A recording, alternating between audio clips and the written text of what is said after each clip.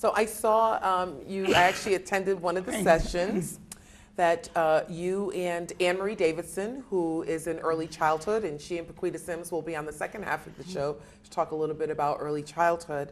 And what a fascinating session that was. And you had done some things with toys, and so I'm sure our viewers at home now will see some of those pictures of the toys that I'm discussing. But there is one toy in particular that I'm interested in. I'd like for you to describe to our viewers exactly what this particular toy is and what you had to do to make that good for a child. And this is a simple puzzle that we bought off the shelf, and we attached styrofoam to it. Because there's some kids who are unable to lift out the puzzle and play with it. Right. We attached styrofoam that would enable a child with a significant disability or a development disability to use the puzzle. And then along with that puzzle, we have communication, because we believe play and communication really go side by side. There's just no point in picking up the puzzle and putting it back. So we have a simple puzzle. And kids, and this is how young kids talk. So this is for a young kid who can use the communication system while he or she is playing. Great. That's awesome. That is just, it's absolutely fascinating to me. So can children with significant cognitive impairments use AAC? Of course, yes.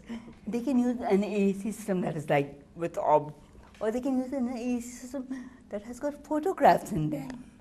And the photographs can be put on this system, and they can use the system with switches, with switches that can be attached to a system like this, and they can access the communication system.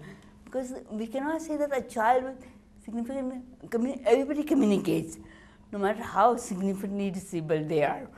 Communication is a prerequisite. It's like breathing. There are no prerequisites for breathing, so there are no prerequisites for communication. So what is that link then between communication and literacy? I'm sure that AAC must facilitate some of the development in language and literacy. Yes, it does. See, children learn by scaffolding experience and by being exposed to language when they're really young. So similarly, some children, they repeat the words after their parents. The mom says, doll, and the child says doll, or come, and the child says come. But some young kids with developmental disabilities are unable to use speech. These devices can be programmed. They have access to rhymes and to the early literacy stuff. Books can be programmed on a device like this or a device. So they can read the books along with the parents. They can have a turn. They can take turns in reading and in those early literacy activities, even if they are unable to speak. Okay, great. So as we wrap up the segment, Sally, please provide our viewers with where they can find more information on the Americans with Disabilities Act. Oh, sure. The best place to go, I think, is directly to the federal agency that is primarily responsible for compliance with the Americans with Disabilities Act, and that would be www.ada.gov, and that link will take you to the U.S. Department of Justice ADA webpage, and there's so much information there that if you have a question about employment or if you have a question about state and local government, you'll find a way to get linked to the appropriate information for your particular interest. Great, and of course if it's linked to education and you have some concerns, you can always contact us at www.ctserc.org. I want to thank you both for being guests today, Sally Esposito, Dr. Smita Worah, and we'll be right back, so don't touch that remote. Stay with us. The teacher can scaffold or provide support for the child where needed during the conversation.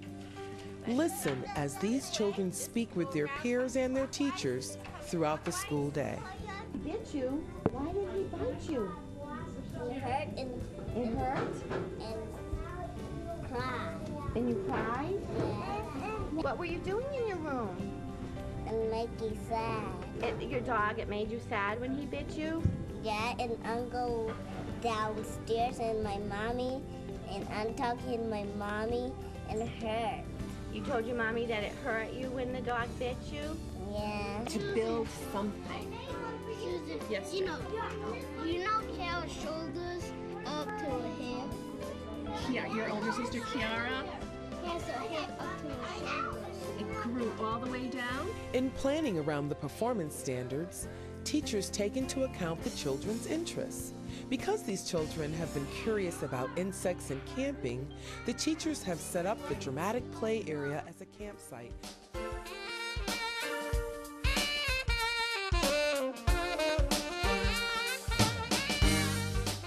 The family describes how they interact with one another and what's important to them. The family identifies those who are part of their family and others who provide them with care and support, such as friends, neighbors, and extended family members. The family also shares information about everyday life. Because that way your arms are forward. Yeah. Like that. No. Oh, you're hungry? Welcome back to the State Education Resource Center program, or more commonly called SERC.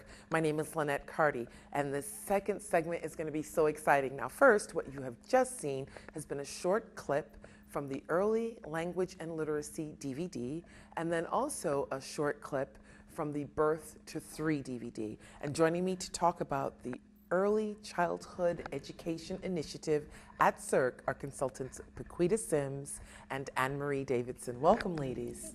Thank you, Linnet. So tell us a little bit about what early childhood is like in the state of Connecticut. Well, early childhood in Connecticut is represented, as it is really nationally, by a lot of different kinds of programs that young children have access to and participate in. So there are family home child care settings that children participate in. There are preschool programs that children participate in that which are we just saw from that clip. Yeah. So the preschool programs can be Monday, Wednesday, and Friday for part of the day. They could be 5 days a week for part of the day. There are center-based early childhood settings where childcare is incorporated within the preschool settings. And then there are preschool programs that are run by school districts which are used to support the needs of preschool-age children with disabilities. Great. So how does SERC really support the professional development needs of the early childhood professional in Connecticut? We use a variety of means to accomplish that goal. We have a library at SERC that does house early childhood resources, print materials. We provide workshops and trainings for early childhood professionals. And we're also available to go out to programs to provide some technical assistance within the program context, so it can get a little bit more specialized based on the needs of that program. Some of the topics that we cover really include sort of what does the environment look like in those places? How does that support young children's growth and development? What kind of experiences are being provided to children when they are participating in those programs?